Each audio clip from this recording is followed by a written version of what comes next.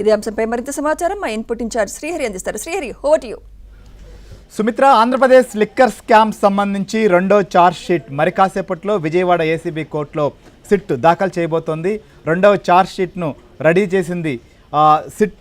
ప్రస్తుతం మనం చూసాం, జూలై 19వ తారీఖున 305 పేజీలతో కూడుకున్న ఛార్జ్ షీట్ను మొదటగా దాఖలు చేశారు. దాంట్లో అనేక విషయాలు పొందుపరిచారు. సో ఈ యొక్క లిక్కర్ స్కామ్ సంబంధించి దాదాపు 3,500 కోట్ల రూపాయలకు పైగా స్కామ్ జరిగిందని చెప్పి సిట్ ప్రాథమికంగా గుర్తించింది. అయితే రెండవ ఛార్జ్ షీటు సంబంధించి మరొక 20 రోజుల వ్యవధిలో దాఖలు చేస్తామని చెప్పి అప్పట్లోనే సిట్ పేర్కొంది. అందులో భాగంగానే ఇవాళ ఈ యొక్క ఛార్జ్ షీట్ను కూడా సిద్ధం చేసింది. మరి కాసేపట్లోనే ఏసీబీ న్యాయస్థానం ముందుకి వెళ్ళబోతున్నారు.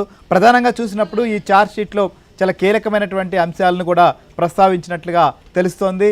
సో అన్ని అంశాల సంబంధించినటువంటి విషయాలు అయితే మాత్రం వెలుగులోకి రావాల్సి ఉంది. ఛార్జ్ షీట్ దాఖలు చేసిన తర్వాత వస్తాయి. అయితే ప్రధానంగా చూసినప్పుడు అప్పట్లో ముఖ్యమంత్రిగా ఉన్నటువంటి జగన్మోహన్ రెడ్డి సంబంధించినటువంటి ఓఎస్డి కృష్ణమోహన్ రెడ్డి, ఆయన కార్యదర్శిగా పనిచేసినటువంటి ధనంజయ రెడ్డి, భారతీ సిమెంట్స్కు డైరెక్టర్గా ఉన్నటువంటి బాలాజీ గోవిందప్ప చాలా కాలం నుంచి కూడా ఆయన ఆడిటరు, వీరి దగ్గరే వర్క్ చేస్తున్నారు. సో ఈ నేపథ్యంలో వీరికి సంబంధించి మొత్తం ఈ యొక్క స్కామ్ వ్యవహారానికి సంబంధించినటువంటి విషయంలో ఎలాంటి పాత్ర పోషించారు, లిక్కర్ పాలసీ రూపొందించిన తర్వాత ఈ యొక్క లిక్కర్ ద్వారా వచ్చేటువంటి ఆదాయాన్ని ఏ రకంగా దాన్ని తీసుకోవాలి, లేదా తీసుకున్నటువంటి సొమ్మును తరలించేటువంటి విషయాలు కావచ్చు, లేదా దాన్ని ఎక్కడ పెట్టుబడులు పెట్టాలి, ఇలా రకరకాల వ్యవహారాలు కూడా ఇందులో సాగాయి. వీటన్నిటిపైన కూడా వీరిది చాలా కీలక పాత్ర అనేటువంటి అంశాలను ప్రస్తావించారు ఈ ఛార్జ్ షీట్లో అని మాత్రం మనకు ప్రధానంగా తెలుస్తోంది.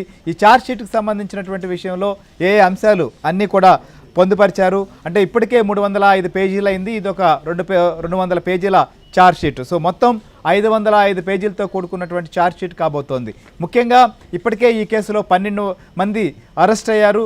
ప్రధానంగా చూసుకున్నప్పుడు రాజకీయ పరంగా మనం చూస్తే జగన్కు ముఖ్య అనుచరుడిగా ఉంటూ వస్తున్నటువంటి మాజీ ఎమ్మెల్యే చెవిరెడ్డి భాస్కర్ రెడ్డి, అలానే రాజంపేట పార్లమెంటు సభ్యుడు మిథున్ రెడ్డి, వీరు కాకుండా ఇక ఈ కేసులో సంబంధించి చూస్తే కూడా ఐఏఎస్ అయినటువంటి ధనంజయ రెడ్డి, కృష్ణమోహన్ రెడ్డి, వీరితో పాటుగా బాలాజీ గోవిందప్ప, వీరు చాలా కీలకమైనటువంటి వ్యక్తులు.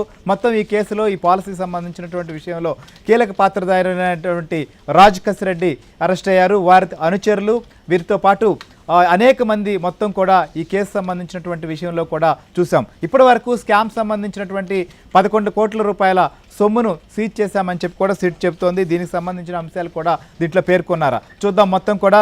సో మరింత సమాచారం కూడా మనకు అందించేందుకు మా ఏపీ బ్యూరో చీఫ్ రామారావు మనతో పాటు లైవ్లో సిద్ధంగా ఉన్నారు. ఇక ఏసీబీ కోర్టు నుంచి ప్రసాద్ కూడా మనతో లైవ్లో జాయిన్ అవుతున్నారు. దీనికి సంబంధించి